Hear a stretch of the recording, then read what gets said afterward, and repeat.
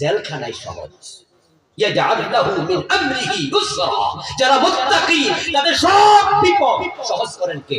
আল্লাহ। তাই তারা বিপদে পড়ে ঈমান আনে। মান ইয়াত্তাকিল্লাহ ইউকাফির আনহু সাইয়্যাতিহি ওয়া ইউযিম লাহু আজরা।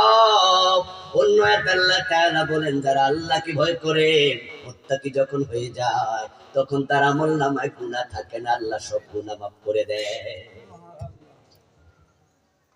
ওয়া ইউযিম লাহু আজরা, এবং যে মুত্তাকি হয়ে যায় আল্লাহ তার আমলের সওয়াবগুলো আর ছোট ছোট দেয় না, প্রতিটা আমলের সওয়াব বড় বানাইয়া দিতে থাকে। এজন্য আল্লাহ তাআলা আমাদেরকে বলছেন, ইন্না কারামাকুম ইনদাল্লাহি আতকাকুম, তোমাদের মাঝে সেই লোকটা সবচেয়ে সম্মানী যার তাকওয়া যত বেশি। আল্লাহর কাছে বাড়ির মালিকের সম্মানের চেয়ে দারোয়ানের সম্মান বেশি হতে পারে, অফিসের বসের চেয়ে অফিসের পিয়নের সম্মান বেশি হতে পারে, গাড়ির মালিকের চেয়ে ড্রাইভারের সম্মান বেশি হতে পারে, আপনার এলাকার চেয়ারম্যানের চেয়ে রিকশাওয়ালার সম্মান বেশি। কারণ যদি সে মুত্তাকি হয়, কে কত বড় চেয়ারে বসলো, কে মাসে কত টাকা বেতন পেল, কে কতটুকু ক্ষমতাধর, এটা দিয়ে আল্লাহ সম্মান নির্ধারণ করেন না।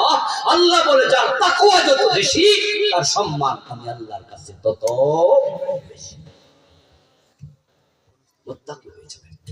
আল্লাহ তৌফিক দাও, বলেন আমিন। কিভাবে মুত্তাকি হবে একটু পরে বলতেছি। আমার প্রিয় ভাইরা, আল্লাহ তাআলার কাছে তাকওয়ার বেসিস, তাকওয়ার ভিত্তিতে সম্মান নির্ধারণ হয়। এখন তাকওয়া কই থাকে? তাকওয়া টুপিতে, দাড়িতে, পাঞ্জাবিতে, বাংলাদেশে। কেউ যদি হাজি রুমাল মাথায় দিয়ে রাস্তার পাশে সুবহানাল্লাহ তাসবিহ পড়তে পড়তে একটি তাসবির দানা হাতে নিয়ে হাঁটে, আর আমরা তাকে বলবো যে জিন্দাউলি হাঁটা যায়, মুত্তাকি হাঁটা যায়। অথচ রাসূলুল্লাহ সাল্লাল্লাহু আলাইহি ওয়াসাল্লাম কলবের দিকে ইঙ্গিত করে তিনবার বলেছেন, তাকওয়া হাহুনা, আত-তাকওয়া হাহুনা, আত-তাকওয়া হাহুনা। তাকওয়া সূরতের সাথে নয়, তাকওয়া হবে সিরাতের সাথে, চরিত্রের সাথে। তাকওয়া থাকে কলবে। মুখে দাঁড়িয়ে আছে, সুদে টাকা লাগায়, এমন সুদখোর আসেনি? মাথায় টুপি আছে, ওজনে কম দেয়, এমন ব্যবসায়ী আছে কিনা?